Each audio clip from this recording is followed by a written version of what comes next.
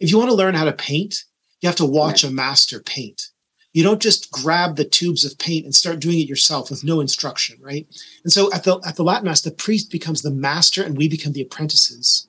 And this is just one illustration of many where we see how the traditional Mass, pre-modern, in some ways anti-modern, I would say, is perfectly suited to the needs of modern and postmodern people. Here we go.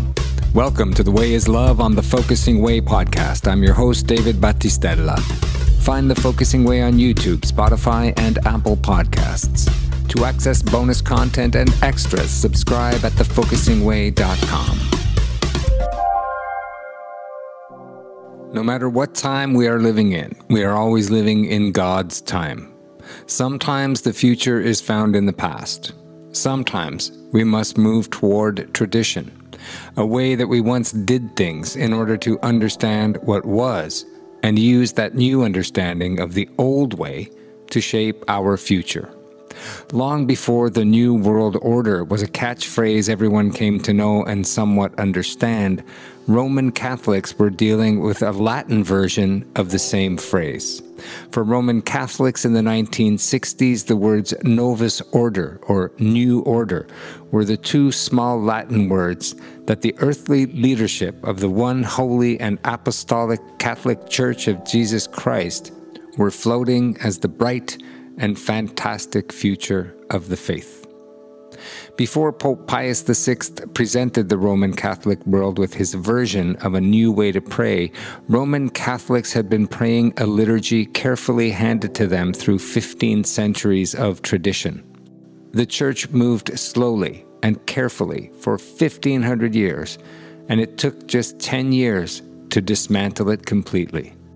50 years later, with virtually none of the bold promises fulfilled, fewer vocations, less attendance, and a free-for-all in the liturgy, Catholics are turning back to traditional ways and the liturgy that was practically snatched from their hands. Author Peter Kwasniewski has crafted a detailed account of what happened with compelling and significant arguments, helping us piece together what was lost.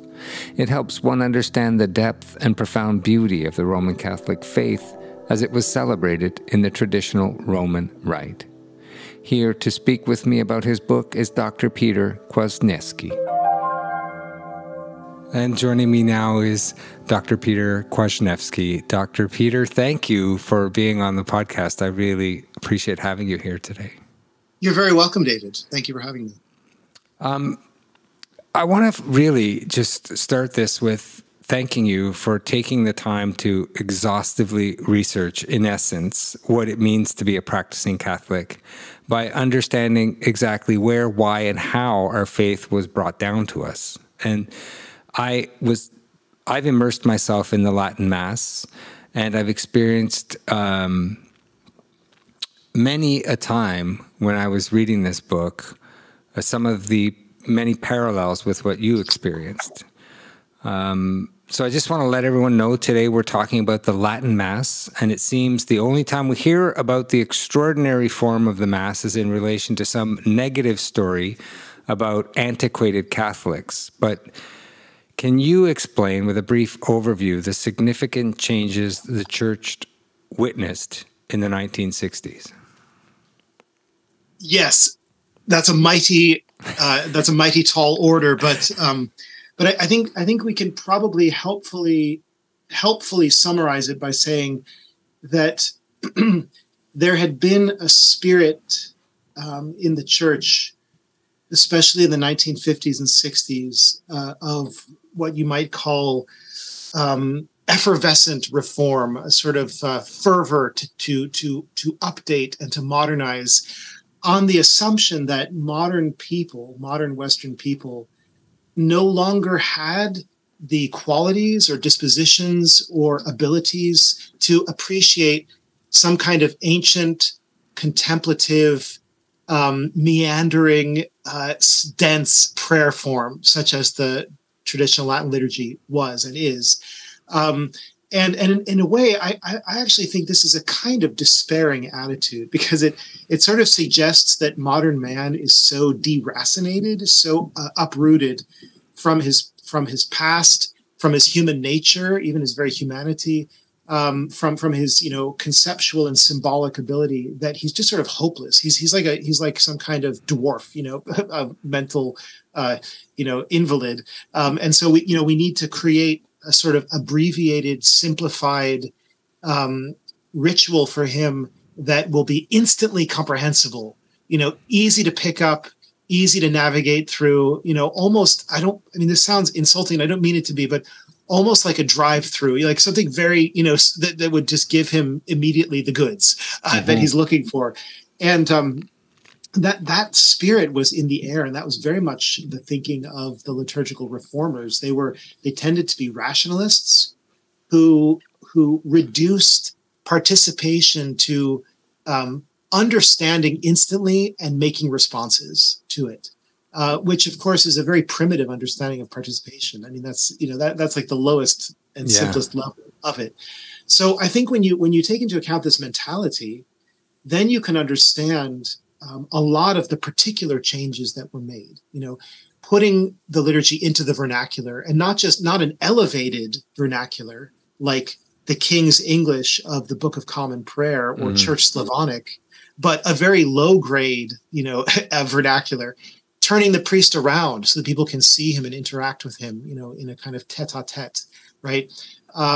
Making the prayers shorter and simpler, and removing things from the prayers that are uncomfortable to modern people, like mentions of hell or mentions of mortification, or of the priority of the kingdom of heaven over earthly concerns, or miracles and apparitions, right? So the liturgy is sort of both simplified and naturalized, and and sort of conformed to modern expectations. And of course, without getting too far ahead of myself, the problem with doing that is that you're essentially then trapping modern people in their modernity. You're not giving them any opportunity to escape from the socio-cultural conditions that they're already immersed in, right? And that's one of the great things, that one of the reasons I think that the discovery of the traditional Latin liturgy has been so transformative for so many of us, is that we suddenly feel like we're being carried out of ourselves, carried out of our age, carried out of our assumptions and our presuppositions and our understanding of the world. We are challenged by it, right? Yes, and absolutely. We need that. Yeah. So what has your experience been with people who've experienced the Novus Ordo Mass? Basically, everyone who's been raised after 1970, which let's just call that the new Mass. And then what's the difference when they are experiencing, from what you're hearing from them, the richness of the Roman Rite, which I will call the future Mass? Yes. It's not even what I hear from people, although I do in chapter 1 in particular, I give a whole bunch of testimonials from people, which can be easily multiplied, and you can find other ones online. But I don't even have to give the testimonies from other people, because I myself, being born in 1971, grew up in a very straightforward, liberal New Jersey parish, covered with carpet and extraordinary ministers, I sang in the youth choir with the piano and the guitars, and all that stuff. I didn't know any better. I didn't know anything. Sure. I was just simply, that's where I was. That's where God put me.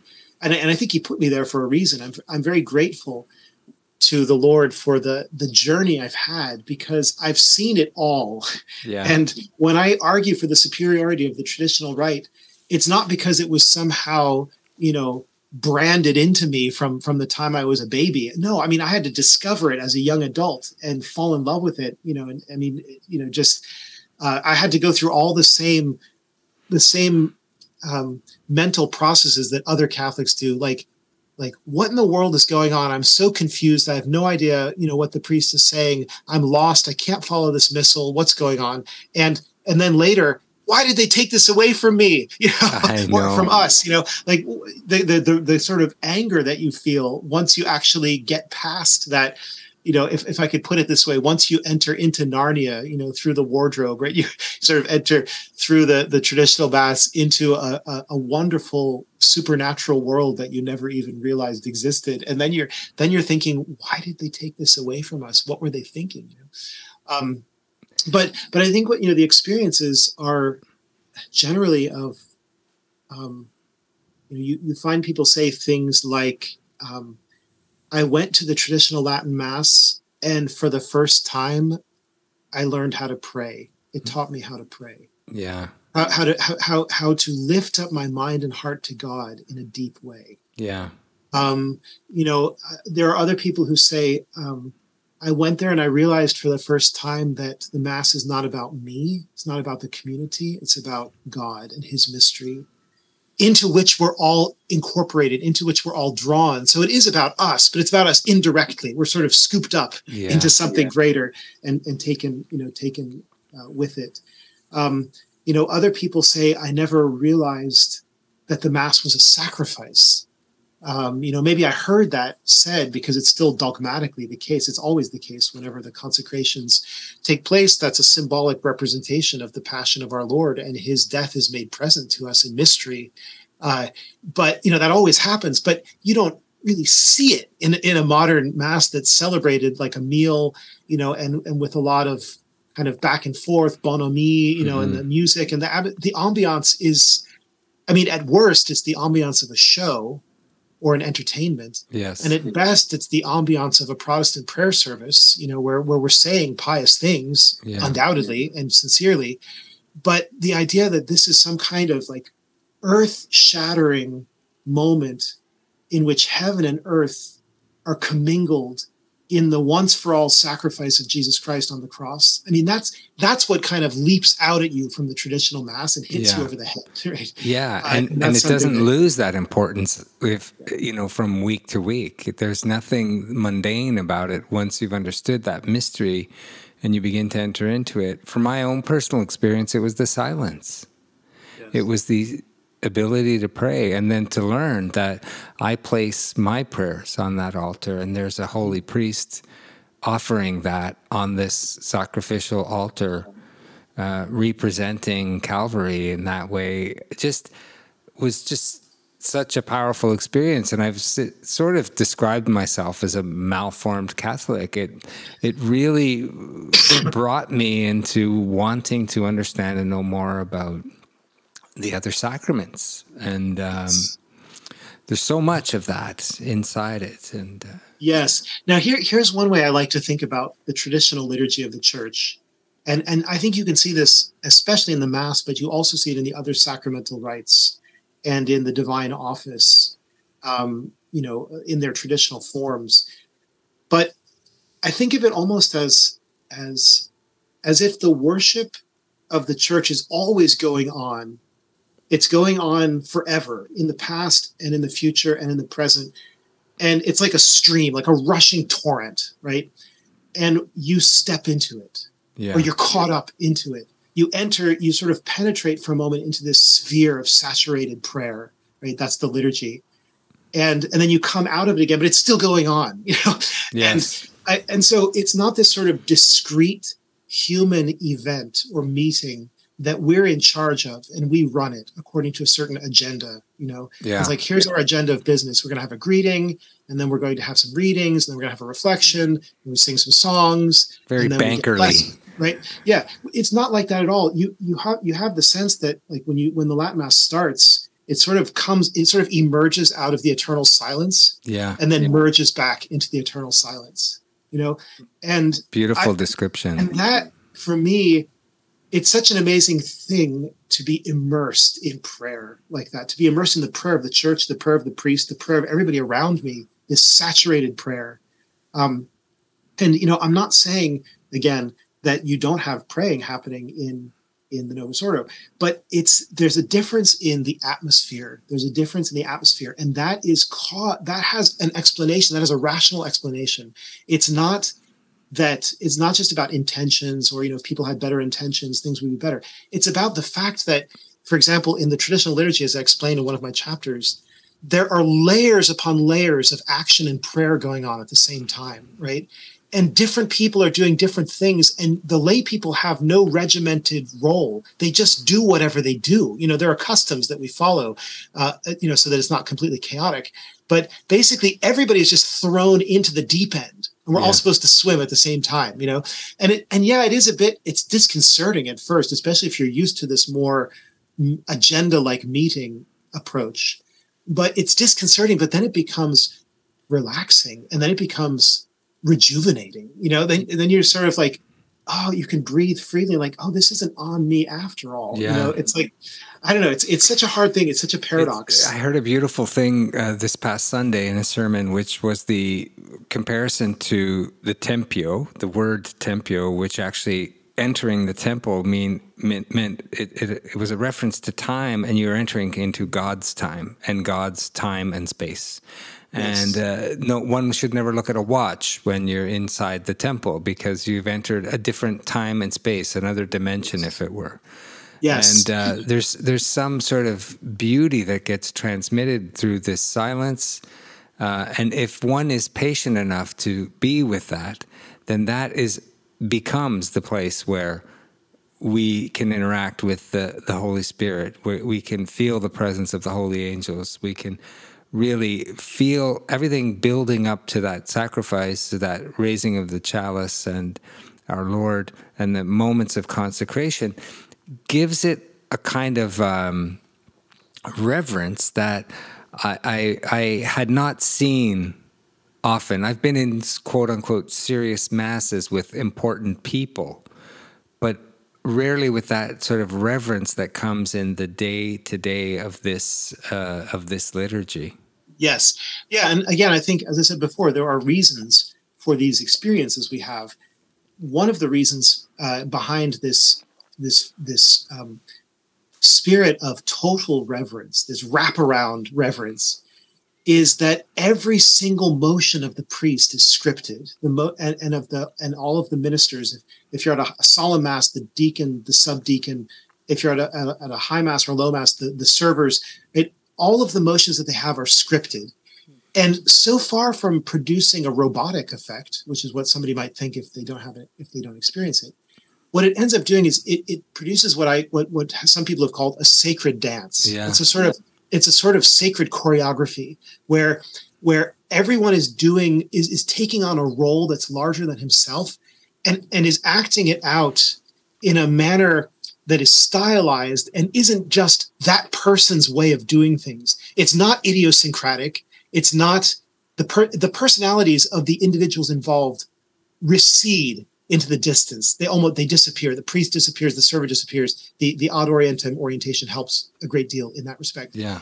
And so the fact that, the priest's hands and postures and gestures and where his feet are, how he walks, where he puts his eyes is all scripted for him means that he becomes so facile and so accomplished at doing this that it has a gracefulness, a naturalness that carries everyone, the priest himself and all the people who are praying, right to God, right? There's no interference of the individual human agents, right? Yeah.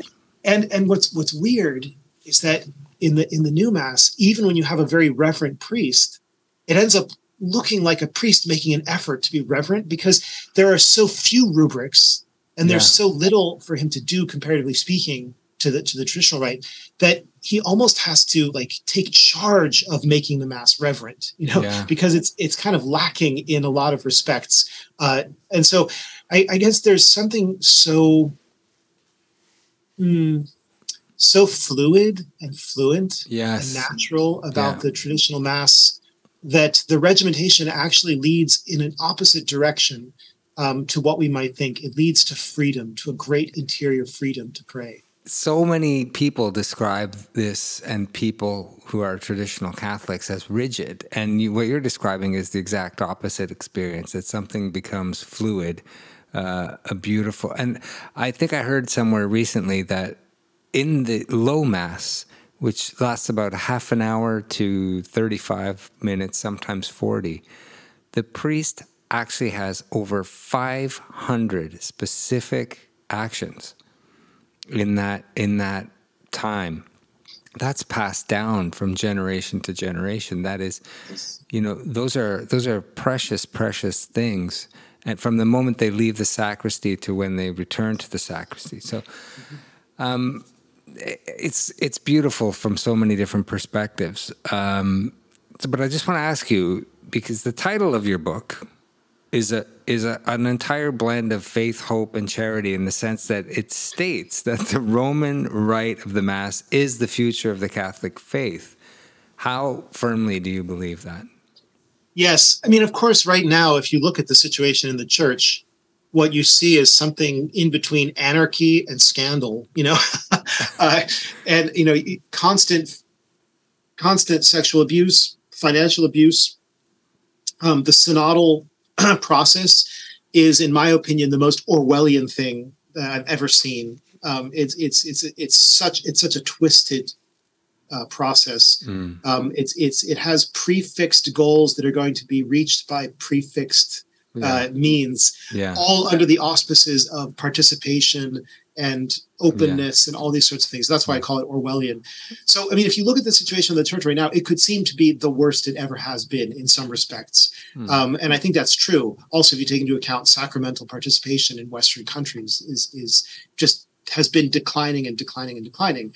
It's entered in some places into single digits, right? Yeah. So if you look at the situation, you might say, oh, this is it. It's over, game over. Well, no, but see, what I experience is a tremendous hunger among younger people, younger generations, for meaning, for authenticity, for tradition, right? And I think you don't get meaning and authenticity apart from tradition. I'm completely with Alistair McIntyre on that point, right? So there are young people, if they still believe, or if they still want to believe or want to find meaning in life, they are being drawn to traditional sources and traditional practices.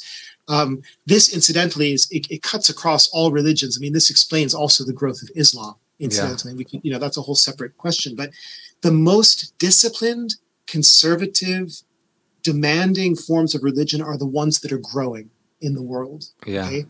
And the ones that are wishy-washy, compromise with the world, taking on secular morality and so on, they are dying. And that's because they've signed their own death sentence. So when I travel a lot, I go all over the world giving talks on the liturgy and so forth. Everywhere I go, I meet seminarians and clergy and young people and young families, and they all are hungry for these things. And they tell me stories like, we're the only ones practicing in our village, or in our city, the most active parish is the one run by the Fraternity of St. Peter, or whatever. Right. So when I say the future, this is the future, I'm not saying it's going to be an easy victory and that it's going to happen next week or next year. But what I mean is that the trajectory is there towards the rediscovery and the recovery of our authentic tradition as Catholics, including most especially the liturgical heritage. And I think that's true, because the generation that's pushing things like the synod on synodality, this kind of weird Hegelian, self-absorbed, reverie, that is like the last gasp of a dying generation of dinosaur progressives, Vatican II hippies, I call them, and when they go down, all that stuff is going down. Nobody cares about that. Among serious Catholics. As I read the book, I had some profound moments of sadness when I really began to understand the whole process of transformation of the Roman Catholic Mass that occurred from the 50s and in the 60s. And it felt to me almost as though much of the poetry was being carved away. What's poetic, what we've been talking about. And it's like kind of what we ended up with was Cole's notes of a Shakespeare play or a Dante for Dummies book. I don't want to reduce it to that, but I want to give the essence that things have been distilled down to the bare minimum. What was your sense when you began to uncover these truths, when you really started to look at them? Yeah, no, that's a really really penetrating question. I will say there are definitely times in my life when studying these issues as I have, I've just been profoundly scandalized by things that I've discovered, and not just saddened, but almost tempted to despair. I mean, that is to say, it's much worse than people realize. I have a chapter in another book of mine that has the title, "No matter how bad you think the corruption is, it's worse." Okay, wow. This is the name of one of the chapters I have. And so it is true, it's demoralizing when you look into it. And so we have to be very careful, first of all, to know our limits. Like with drinking, they always say that about, if you're going to drink and drive, know your limits. Right? Yeah, so yeah. If you're going to drink, as it were, about the history of the modern church in the 20th century and what it did and what the churchmen did, really the churchmen, not the church, the Immaculate Bride of Christ, then you need to have a sense of what your toleration level is. And you have to have a very strong prayer life to combat the feelings that you're going to have. If you're praying the rosary, if you're praying some part of the divine office, if you're able to get to the Latin Mass, those things are, I call them at one point, they're like superfoods, like the organic, the organic grocery advocates are always talking about superfoods, Well, they nourish us in a supremely efficacious way. Yeah. So I think that I was able to fight the spiritual battles precisely because of the traditional practices that I have centered my life around or structured my life around. But I think it's still important that we do this digging, that we find out, in a sense, we have to look at, it's a little bit like looking at death. Like in the tradition of the church, we have memento mori, right? Yeah. All the churches of Europe are full of skulls and crossbones. Remember death. This is not because people were macabre. It was because they just wanted us, not to sort of go through life superficially, forgetting about the fact that we will meet our Maker. We don't know when. He will come at an hour and a day and a time when you don't know. So be ready, be ready. And so similarly, I think we have to confront full on what was done to the liturgy and how specious and worse, and how illogical and unconvincing and counterproductive were the reasons given for all of the things that were done. And that's what this book does a lot of that, as you know. Yeah. It digs deeply into the flawed motives and reasonings of the reformers. But it also, I hope, it also has the positive message of, this is what is right about the traditional liturgy. Yeah. Here's why it's a good thing for it to have all of these features that it has. There was definitely an urgency, and I'm just going to read this quote from the book, but it's actually a quote that you discovered of Pope Paul the VI, who is the Pope that issued in many of these changes. Mm-hmm. He says, quote, "We must prepare for this many-sided inconvenience. It's the kind of upset caused by every novelty that breaks in on our habits. We shall notice that pious persons are disturbed most because they have their own respectable way of hearing Mass, and they will feel shaken out of their usual thoughts and obliged to follow those of others. Even priests may feel some annoyance in this respect. This novelty is no small thing. We should not let ourselves be surprised by the nature or even the nuisance of its exterior forms," close quote. What did you think about, why did they have this urgency to make this all happen when it happened? It's an astonishing quote, isn't it? It is. That's Paul the VI talking in November of 1969. I forget if it's November 19th or 26th, which one it is, but one of those two dates. He was giving these final two addresses before the Novus Ordo Mass was supposed to come into force the following Sunday, the first Sunday of Advent, 1969. And he's trying to give a defense. And the amazing thing, I have a whole chapter, as you know, about this, about these speeches. The amazing thing is, it's an awful defense. It's a terrible defense. He would never make a good salesman, you know? he's trying to sell you a product and saying, this product that I'm about to show you right now, it has all kinds of nuisances and difficulties associated with it. You're going to have a hard time using it. It's not going to work. You're not going to think it works as well as the old thing. But, let me assure you, it had to be done. It had to be done. Yeah. Well, what he says in that address, in those addresses, is that the church is driven by a missionary imperative to reach modern man. That's a simple. That is it. There's no real explanation of that.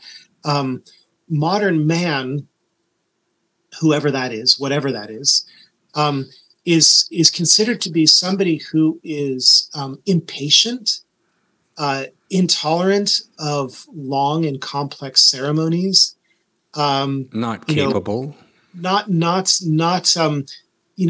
unwilling to be culturally elevated and intellectually challenged.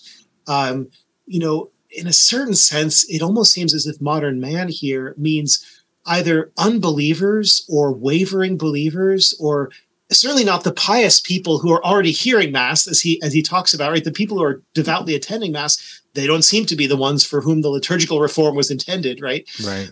So in a bizarre sort of way, it seems as if he wants to create a liturgy for the unchurched, or for the barely churched, or for the ignorant, or for the wavering or something, and somehow thinks that by coming to the lowest common denominator with them, that he'll scoop them up and take them with. It's got that banker feeling of like, grow your customer base. Yes. That kind of... I don't want to reduce, and I want to be careful myself. Sure. I don't want to reduce it to these things, but there's moments where you're going, well, this doesn't. It just, as an example, can you share the story about what happened to the plaque in Ognissanti Church in Rome, where they started to first do this Mass in vernacular Italian? Yeah. The fact is that when you research the history of the liturgical reform, what you discover pretty quickly is that most people didn't like it. They didn't want it. The laity had never asked for it. A tiny minority of lay people are always going to be agitating for reforms, just like a minority of clergy are going to be doing the same thing. But the vast majority of clergy were not asking for it, and the vast majority, even vaster, of laity were certainly not asking for the Mass to be changed, for the priest to be turned around, for Latin to be gotten rid of, for chant to be gotten rid of. They never asked for any of these things. They wouldn't have wanted them. And we have great records. I've published a lot of these things on New Liturgical Movement. For instance, letters of poor Catholics, just regular Catholics, confused, desperate, disillusioned, sending letters to Cardinal Heenan in England saying, what is going on? Why are all these changes happening to our beloved Mass, right? Yeah. And Cardinal Heenan says, it's kind of pathetic, but he will write something in the mid-60s like, well, don't worry, those are all the changes that will happen. It will stop soon. And of course, it didn't stop soon. It just kept getting worse and worse and worse, until the complete makeover of 1969. And so, there's a real actual, how shall I put it, a disdain for the opinions and views of the common man. And Joseph Ratzinger says the same thing. One thing, people often criticize me for being too radical. They say, oh, you're much too radical on these. I say, look, every one of my fundamental positions can be found in Joseph Ratzinger, right? Yeah. Some of my conclusions that I draw are not found in him. I try to draw what I think are the logical conclusions from the principles that I have found in Ratzinger. But Ratzinger himself says, for example, the liturgical reform ignored the needs and desires of common faithful, of the ordinary faithful. And that's part of the reason why there was such a crisis after the reform. And that's basically the reason why there was a traditionalist movement born. The traditionalist movement was not a bunch of rebellious people. It was exactly the opposite. It was the Catholics who were not rebellious, who said, we don't want this completely new, this novelty, that, as Paul VI called it. This novelty offends our sensibilities as Catholics. It's in rupture from the way that all of our forefathers have prayed. And therefore, they were the opposite of rebels. They were precisely the most faithful, the most observant, the most diligent, the most loving Catholics who were most shocked by these things. Yeah. And the fact that they wouldn't give up their heritage is exactly what led Paul VI initially, very minimally, and then John Paul II more generously, and Pope Benedict XVI most generously, to say, okay, you know what? These people have a point. They actually do have a point. Yeah. And we're going to meet them halfway, at least. Yeah. But anyway, you asked about Ogni Santi. It's a funny little story. So in 1965, Paul VI celebrated the first vernacular Mass. Now, this is an astonishing thing to think about. The first official time in the history of the Church from the 4th century. Yeah.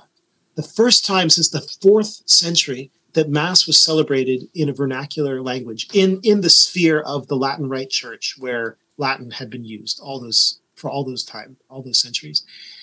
So he said Mass in Italian for everything but the canon. The Roman canon remained in Latin. And he also said it facing the people. Okay. Well, this was celebrated in L'Osservatore Romano, the Vatican newspaper, as a great moment of, the liturgical reform moving forward. We have to remember this is just after Vatican II. Right. Or actually, it was right. Let's see, what have been so right before the last session of Vatican II. But the people were not at all enthusiastic about it. And so when the Vatican put up a plaque in the foyer of Ogni Santi Church, commemorating this great event, it was defaced. It was that people put graffiti on it. They vandalized it. Yeah. They vandalized it. And so then they put another plaque in, and that one got vandalized too. So then they finally put the plaque really high up on the wall so that people couldn't reach it. And that's where it stays. That's where it stands today. Wow. It's amazing. And many promises were made at that time. And one of the fundamental promises that was being made or insisted upon was that the Mass is essentially the same. It's the same Mass. It's the Roman Mass. Yet you claim, I don't know how you came up with the figure, I'm curious, but you claim that only about 13% of the Latin Mass remains in the Novus Ordo Mass. So what does this mean in terms of Catholicism that is currently being passed down to Catholics? Yes. Well, we have to be very careful about what we're talking about. So okay. The 13% figure is about a specific aspect of the Missal. It's about what are called the orations. That's the fancy term for it. But the orations would be the 3 pivotal prayers of the Mass: the collect, the secret, and the post-communion, which were subsequently called the opening prayer, the prayer over the gifts, and the prayer after communion. So these are 3 pivotal prayers of the Roman Rite. And these prayers are, the core of these prayers is very ancient. It goes, the earliest written sacramentaries we have contain lots and lots of these orations. There were always more orations in existence than ever found their way at one point into any missal. It's a large corpus of material. But the Missale Romanum of 1570, codified, canonized by Pope Pius the V, based on earlier missals. So he didn't create that missal. He just codified a particular edition of it. All the way down to 1962, the last Editio Typica of John the 23rd, right on the verge of Vatican II. If you look at the orations in that missal tradition, and then you compare them to the orations in the new missal, so-called Roman missal, only 13% of the old orations were preserved intact in the new missal. Then there's another chunk, I forget the exact figure, where the prayers were retained but heavily redacted, modified, rewritten, combined, edited in various ways. And then you have a very large number, over 50%, that were just simply canceled out, just down the memory hole. They don't exist anymore. Yeah. Wow. Now that is shocking. That's an appalling fact. And this is not me or anybody else making up numbers. This is based on detailed textual research done by Matthew Hazel. It's all published online at New Liturgical Movement. Every single detail is proved with all the pie charts, all the numbers, everything. This is not made up. This is just fact. Yeah. Right. So what does that tell us about the attitude of the reformers, the liturgical reformers? What does that tell us about their arrogance towards 1,600 years of preceding liturgical tradition, over which they placed themselves as judges, as the measure? We are the measure of what is allowed to pass through our filter and now to reach Catholics. Only 13% apparently of how our forefathers prayed in the orations is now acceptable to modern man, right? I mean, it's this kind of thing. When you hit that, you realize, okay, we're dealing here with two different rites. They have some overlap, like a Venn diagram, with just a little area, a common area in between. Yeah. But it's two different rites with a small overlap. And one of the things is, in one of the important chapters in this book is chapter 5, where I talk about the two forms of the so-called two forms, ordinary and extraordinary. Mm-hmm. And I asked the question, are these really two forms of the same thing, or are these just two different things with generic resemblances? And my answer is they're two different things. They're two different rites. And what I'm really trying to do here is give a detailed proof of the claim made by Klaus Gamber all the way back in the 70s, that there's the Ritus Romanus, that is the traditional Roman rite, and then there's the Ritus Modernus, the modern rite of Paul VI. And he made that claim, and he gave some generic reasons for it. But I'm trying to give the blow-by-blow account. And I'll just mention, if you'd like, I can just quickly list what some of these traits are. Yes, and just before you do that, though, sure. I would like you to tell me who wrote the Roman Rite and who wrote the Novus Ordo. Yes, right. Yes. No, it's a very good question. It's reminiscent of the question that many Catholic apologists have asked of Protestants, namely, okay, Lutherans, who founded your church? Well, Martin Luther, right? Okay, Anglicans, who founded your church? Henry VIII. What about you, Presbyterians? Oh, John Knox or Wesley. Anyway, but who is it who founded any particular Protestant sect? Well, there is somebody historically from whom it derives. And prior to that time, that year, it didn't exist as such, right? And the people who joined it prior to that time were Catholics, because the Catholic Church was the only church, for the first 1,000 years of Christianity. And of course the tragic Great Schism between East and West, that's a whole separate can of worms. I don't want to get into that right now.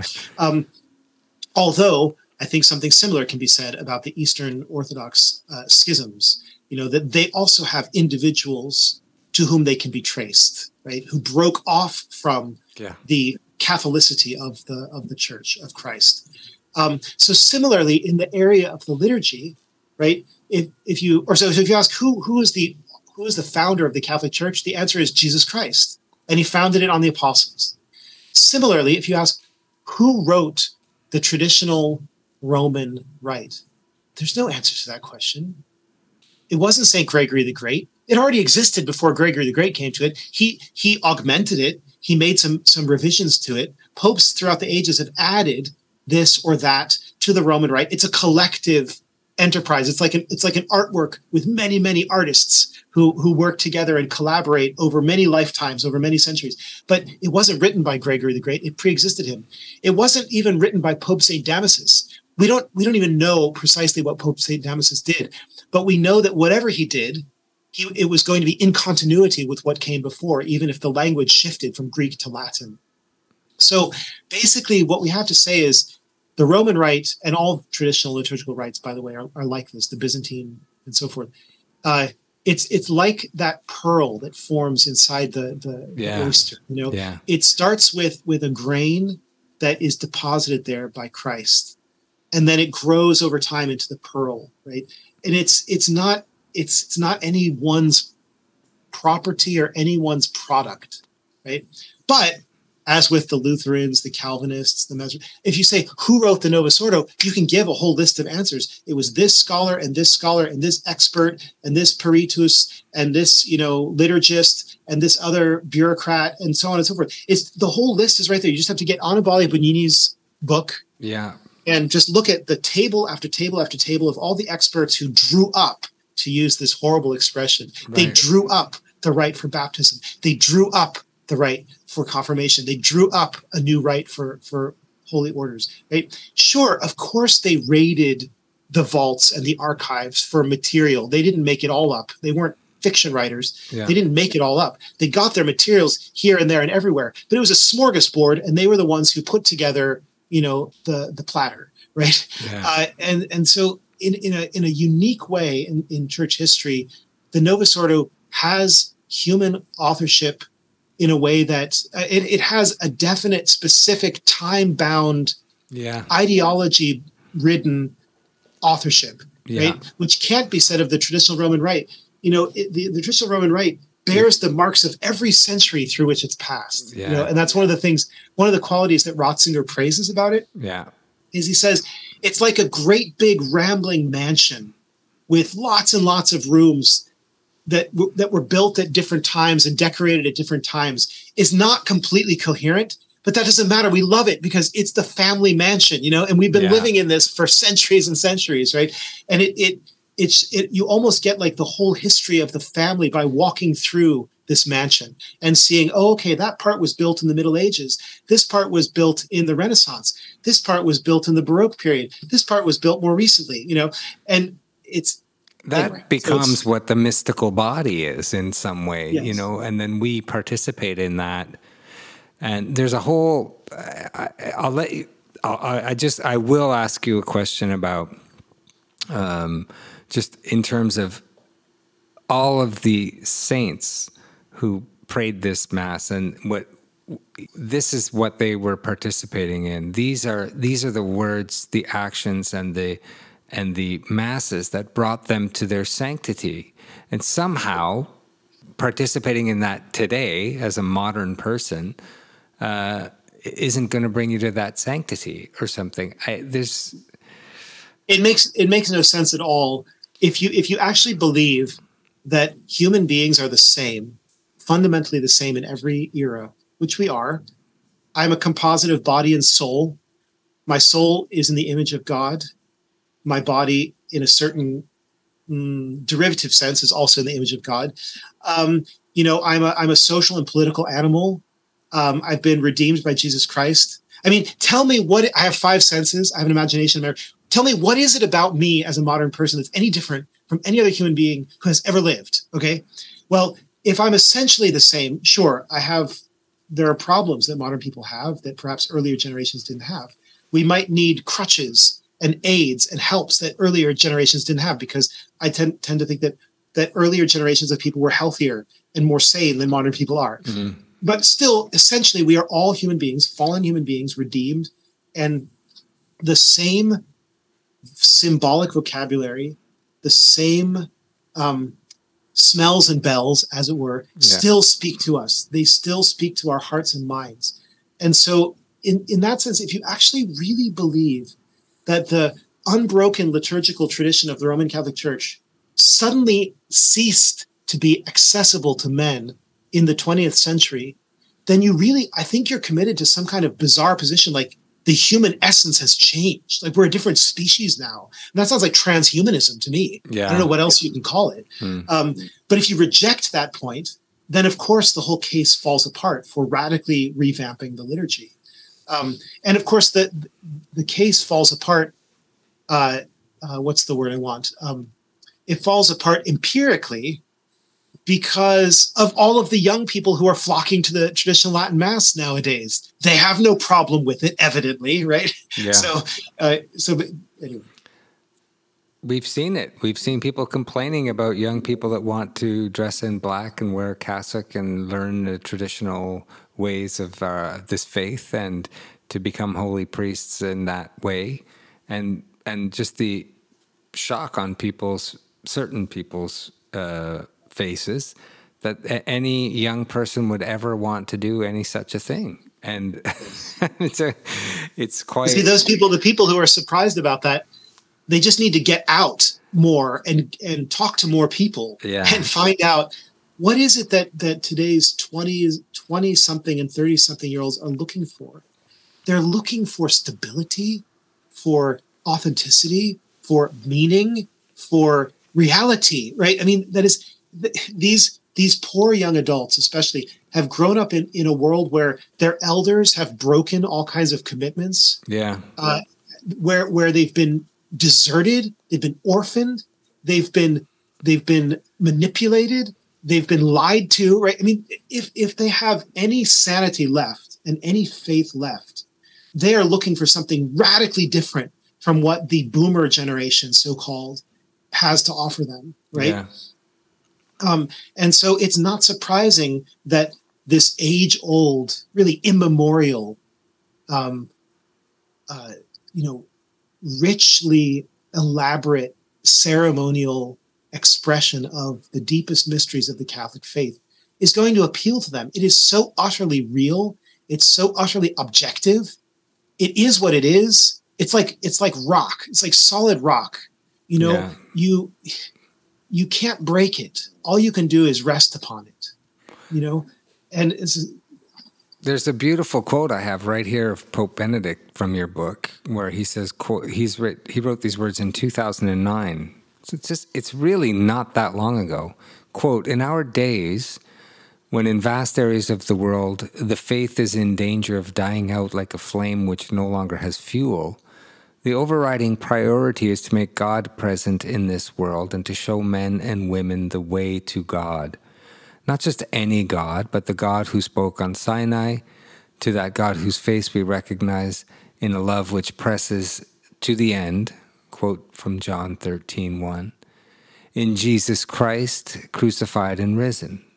The real problem at this moment of our history is that God is disappearing from the human horizon, and with the dimming of the light which comes from God, humanity is losing its bearings, with increasingly evident destructive effects," close quote. Mm-hmm.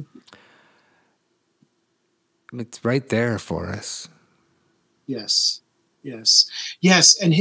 And what he says about making the presence of God available, or making the presence of God felt, making it accessible to people.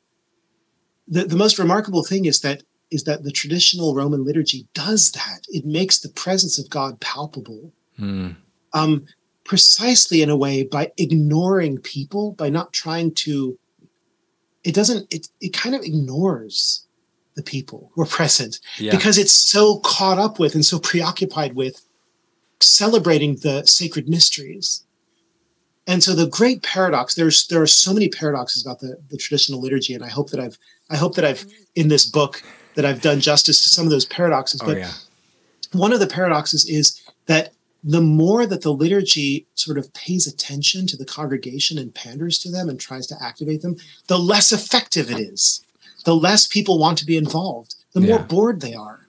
But the more the liturgy focuses on God and on his transcendent, awesome mystery, which is enhanced by what I call the sonic iconostasis of silence, Latin, and Gregorian chant. Yeah. Right? That the more we focus on God, the more we are enraptured and drawn out of ourselves and energized and engaged, right? We need to be engaged by something greater than ourselves, something outside of ourselves, something that we can orient ourselves to, and be magnetically drawn by, right? And so in this wonderful paradox, for instance, the sacerdotalism of the old rite, the fact that so much is centered on the priest and so much depends on the priest, isn't to the exclusion of the congregation, the faithful. On the contrary, it's precisely when we see the priest so deeply engaged with what he's doing that we become deeply engaged with what he's doing and what we're doing, right? Yeah. So it's almost like if you want to watch a master, if you want to learn how to paint, you have to watch a master paint. You don't just grab the tubes of paint and start doing it yourself with no instruction, right? And so at the Latin Mass, the priest becomes the master and we become the apprentices. And this is just one illustration of many where we see how the traditional Mass, pre-modern, in some ways anti-modern, I would say, is perfectly suited to the needs of modern and postmodern people. One thing I love about the Roman Missal is that this one book that any Catholic can easily have with them everywhere they go, they can follow it, and that one book can last my lifetime.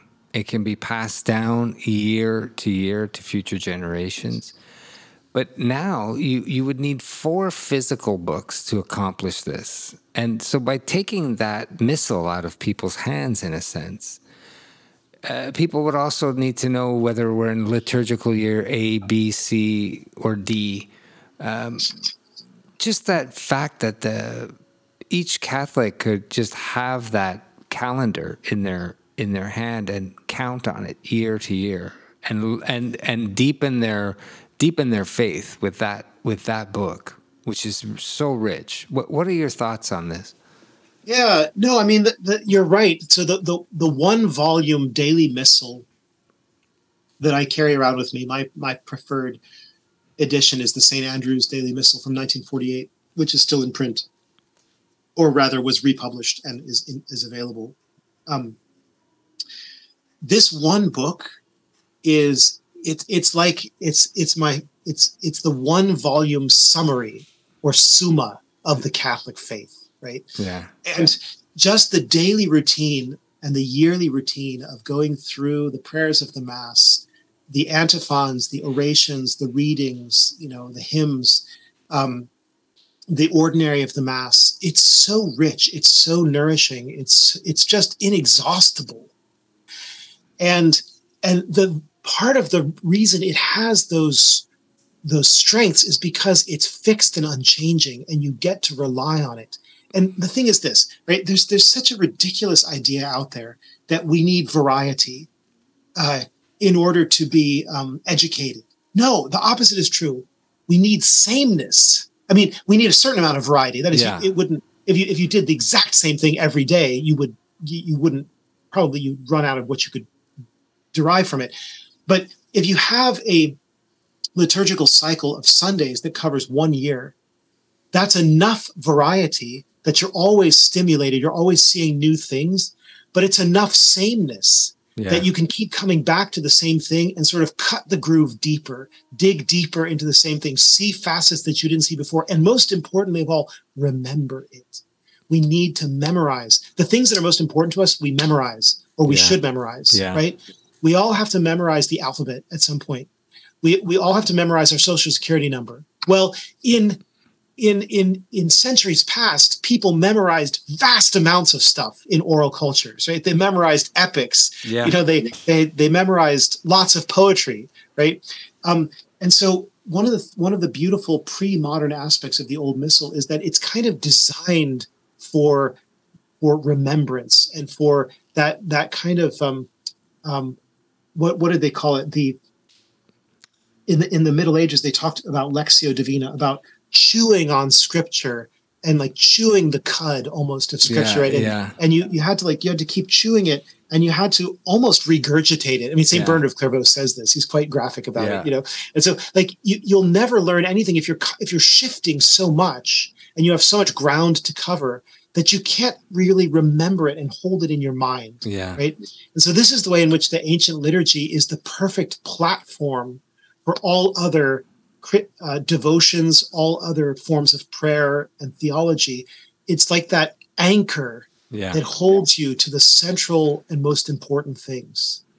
We talked about a lot of the changes earlier, and you dedicate a chapter to 2 Latin words, Mysterium Fidei, 2 beautiful words spoken over the chalice. And these words and the meaning behind their placement were just omitted. But we live in a words matter kind of culture. Can you explain what happened to these words? Yes. Yeah. So Mysterium Fidei is a phrase that the priest says sotto voce, of course, because he's doing the canon silently. He says these words sotto voce right in the middle of the consecration of the chalice. So what he says particularly, I'll quote it here. He says, get this right here. He says, Hic est enim calix sanguinis mei, novi et aeterni testamenti mysterium fidei. Qui pro vobis et pro multis effundetur in remissionem peccatorum. So right in the midst of the formula of the consecration of the precious blood is this very inscrutable, mysterious phrase, right? Mysterium fidei, the mystery of faith. Why is it there? Well, nobody really knows. I mean, that is to say, there are lots of theories, and there's just an endless wealth of theological truth that you can derive from this expression. And I, as you know, in the chapter, I go into some of that richness of meaning. But it's simply a phrase that's always been there in every extant manuscript we have of the Roman canon, going back to the earliest centuries of which we have records. It's always there. It's never absent. So this is something extremely ancient. And St. Thomas Aquinas, for instance, he said it comes from the Apostle Peter. I think basically he just has the instinct of the medievals that anything that we've always done must go back to the apostles. Well, it might very well, because it's always been there, and it's never been absent. And there are plenty of other things in the liturgy where you can find a first century where it appears, for the first time. And so the thing that I talk about is not only how precious these words are and how much meaning they have, but also then I have a whole chapter about where I go into detail about how the liturgical reformers simply removed the words from the formula of consecration of the chalice. I mean, it's almost incredible when you read what they say. Yeah. Their attitude is so rationalistic. Yeah. Oh, this doesn't make sense here. This is an interruption of the formula. It must be some kind of interpolation. Oh, and we're getting complaints that it's not working in all the languages. Yeah, exactly. In the vernacular, when we translate when we translate the formula of consecration into the vernacular and we say it out loud, it sounds clunky, it sounds strange. And so, you know what? Let's just get rid of it. And then Paul VI says, wait a minute. No, we can't get rid of that. So we just need to find a different purpose for it. We need to repurpose it. And so then they stick the phrase after the consecration and make it into the priest's appeal for an acclamation from the people. Yeah. And I quote these liturgical reformers saying, let's give the people something to do. I mean, this has never happened in the Roman Rite before. There's never been an acclamation like this after the consecrations. But hey, it's good for active participation. So we'll have the priest say, mystery of faith, and then we'll have the people say, Christ has died, Christ is risen, Christ will come again, or something of that sort. The so-called memorial acclamation. Yeah. So without going into too much detail, because it's all there in the book, it's an astonishing example of scholars tinkering. This is what I call tinkeritis.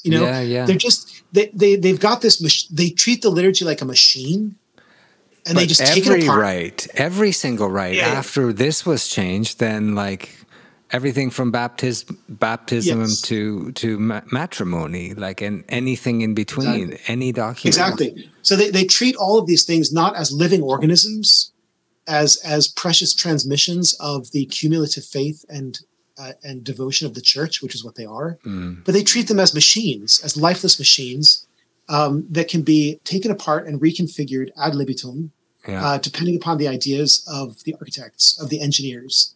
And this is a profoundly un-Catholic attitude. Never, never, never in the history of the church have we seen this kind of attitude applied to the liturgy.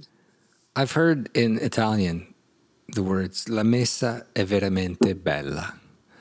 The Mass is truly beautiful. And as we're talking, I'm having this theme of what's poetic keeps coming back. And the thing about poetry is what's being expressed between everything that's being said and what's happening in the silences and what happens on that pause and what happens on that shift from this thought to that place and everything that happens in the human condition when we experience poetry or music for that matter.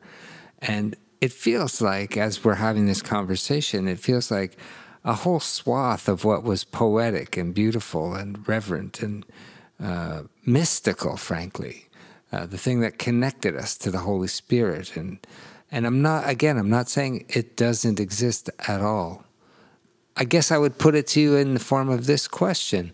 What have we gained with the new liturgy and the new Mass? What have we gained? Yeah. So I would say, first of all, I just want to say thank you for your comments about poetry. I think that it's very true. When you look at what is the difference between poetry and prose, poetry is not just about what is said, but about how it is said, and also what is not said. And so the greatness of poetry is speech at its most elevated. It's speech that is straining at the boundaries of the ineffable, right? And sometimes it uses rhyme and rhythm. Sometimes it uses difficult vocabulary. Sometimes it uses confusing syntax or partial, incomplete phrases, or it uses all kinds of means in order to gesture at things that words can never say, can never properly convey. And that's exactly how a traditional liturgy works, all of them, Eastern and Western, is that they don't just have a message. It's not just like a memo that needs to be transmitted, right? It's not some kind of freight of information.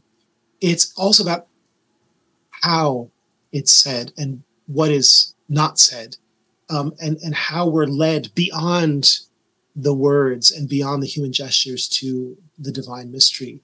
And this is where something like Mysterium Fidei, being at the center of the consecration of the chalice, it's telling us something about how pivotal is the Eucharistic sacrifice, how pivotal is the shedding of the precious blood of Christ, by which the world is washed, by which our souls are washed, by which the new heavens and the new earth will be cleansed, right?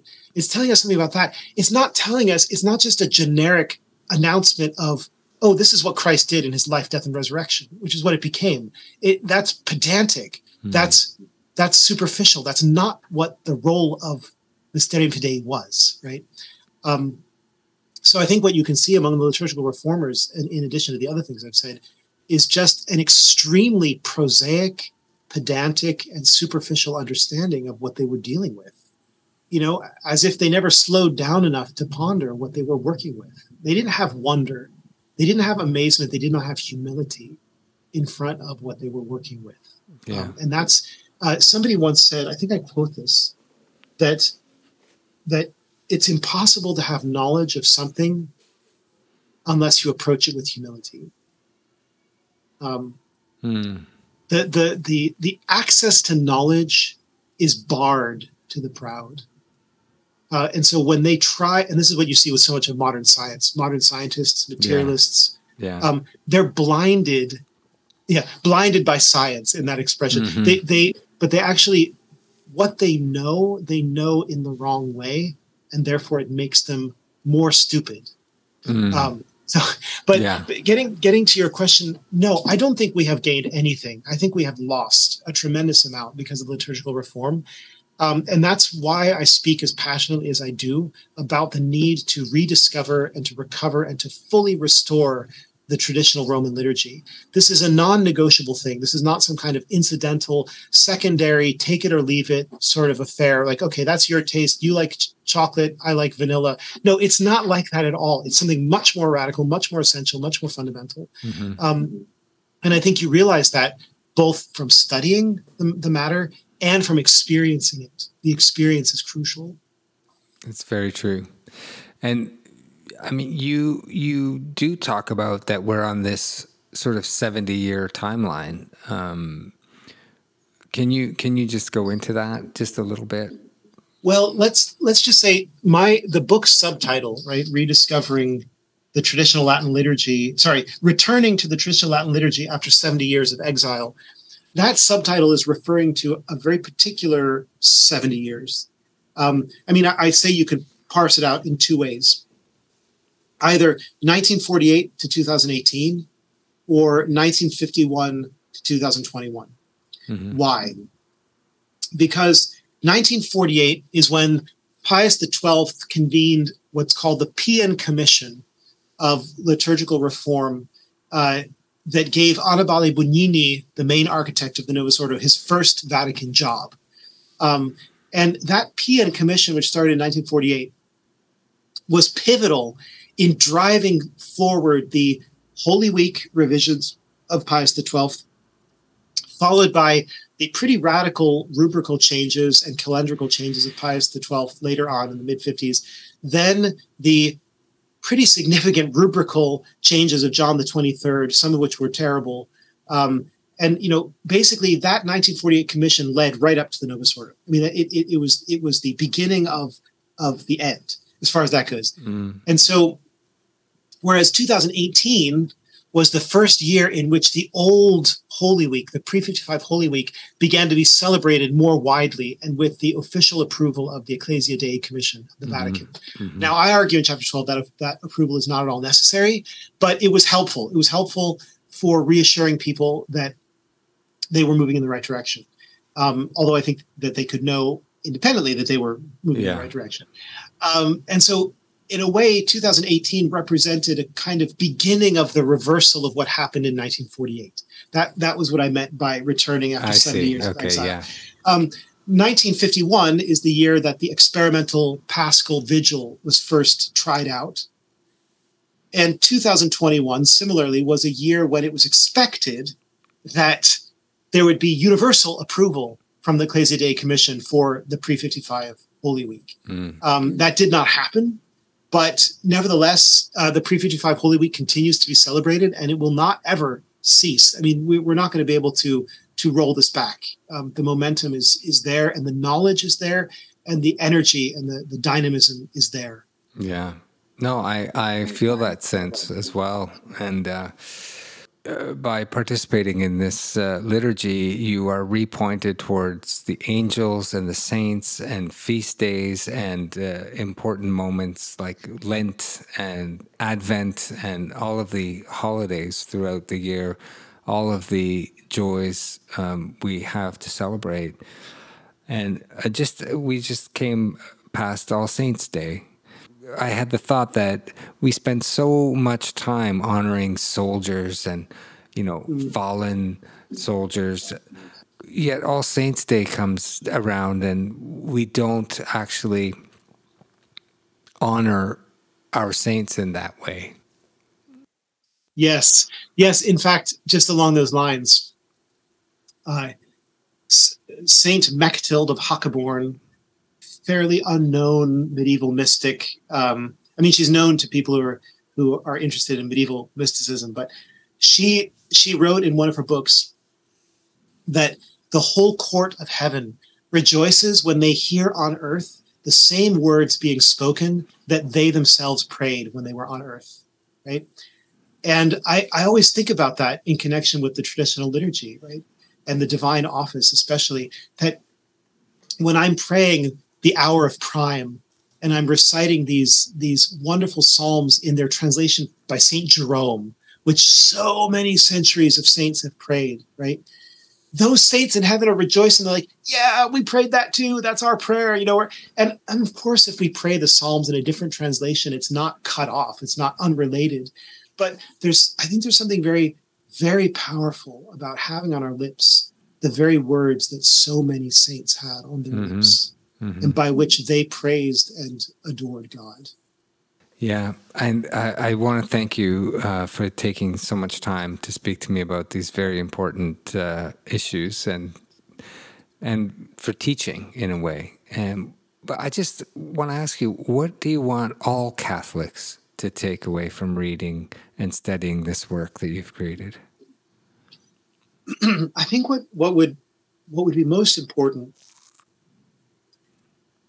Two things would be important. The first is to rediscover the dignity of liturgical prayer. I think that liturgical prayer that is to say, the formal, public, social worship of the mystical body of Christ.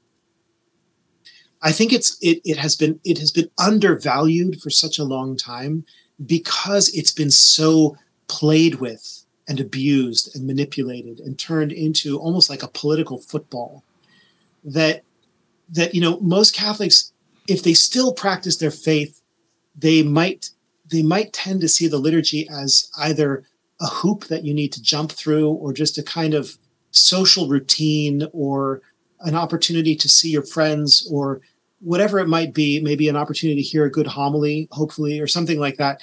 But they've kind of lost the sense that the liturgy is the moment in our lives when we are caught up with the angels and saints in heaven in praising and glorifying God, and that we are receiving the most potent channels of grace. The streams of grace that flow from the sacraments and from the liturgy are unlike anything else in our lives.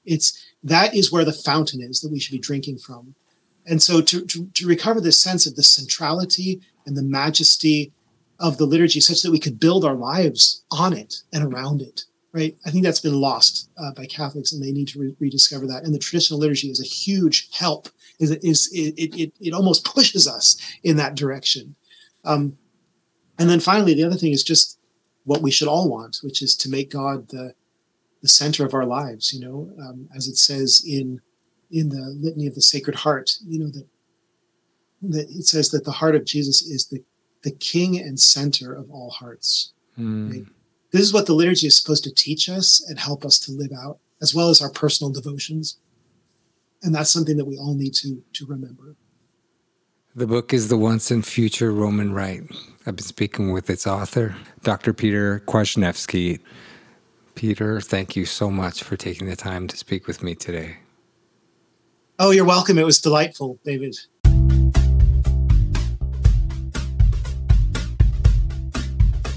You have been listening to The Way is Love on the Focusing Way podcast. Like, comment, and subscribe on YouTube. Or go to thefocusingway.com and subscribe for bonus content and extras.